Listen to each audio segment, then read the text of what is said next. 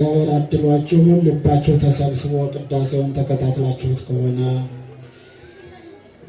ልባችሁም እዚሁ ቆሞላችሁ ወደ ቤት ሄዶ ጓዝ ላሰናዳ ሳይል በሮ ወደ ሌላ ሳይሄድ ሳይበታተን ተሰብስቦላችሁ አዳምጣችሁ ከሆነ ግሩም የሆነ ቃል አለ። ከመበተን ከፍ ባለች ሃይማኖት ሰበሰብን የሚል ቃል ሰምታችኋል። በቅዳሴው ላይ ከመበተን ከፍ ባለች ሃይማኖት ሰበሰብን። ይሄ ጉባኤ ቀላል አይደለም። የእግዚአብሔር ጉባኤ ነው። እግዚአብሔር ራሱ በመካከላችን የሚገኝበት ሕይወትንና በረከትን ያዘዘበት የሚያዝበት ነው። እንዲህ አይነቱ ጉባኤና አጠንክራችሁና አጥብቃችሁ ያዙ፣ ከዚህ እንዳትወጡ። ናሁ ሰናይ ወናሁ አዳም ሶበ ይህልው አሃው ህቡረ።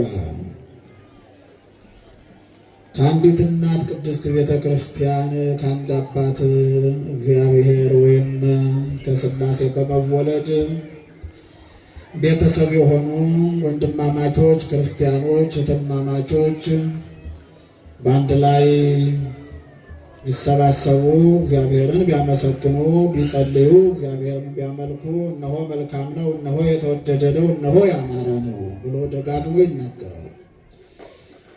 እንደዚህ ያለው ጉባኤ ውበቱ፣ ጥቅሙ፣ ታላቅነቱ እነሆ ያማረ ነው፣ እነሆ የተወደደ ነው እየተባለ ደግሞ ደጋግሞ ተነግሯል። ስለዚህ እንዲህ ያለውን ጉባኤ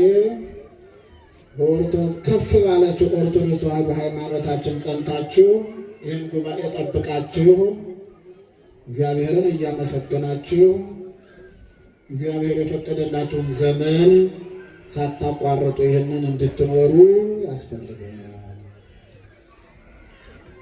ከዚህ የሚነጠል ካለ እንደገና ተመልሶ ለመቀላቀል ከባድ ነው። ሐዋርያት እንደሚናገሩት የእግዚአብሔር ጸጋ ተካፋዮች የሆኑትን እግዚአብሔር ራሱን የገለጸላቸውንና በኋላ እንደገና ዓለም አታሏቸው ያፈገፈጉትን እንደገና መልሶ ወደዚህ አይነት የተቀደሰ ጉባኤ ለመመለስ ለቅዱስ ሥጋው ለክቡር ደሙ ለማብቃት ለንስሐ ለማውጣት ጭንቅ ነው። ጭንቅ ነው። እንዲህ ካለ እግዚአብሔር ሕይወትንም በረከትን እነሆ ያማረ ነው፣ እነሆ የተወደደ ነው፣ እነሆ መልካም ነው ካለ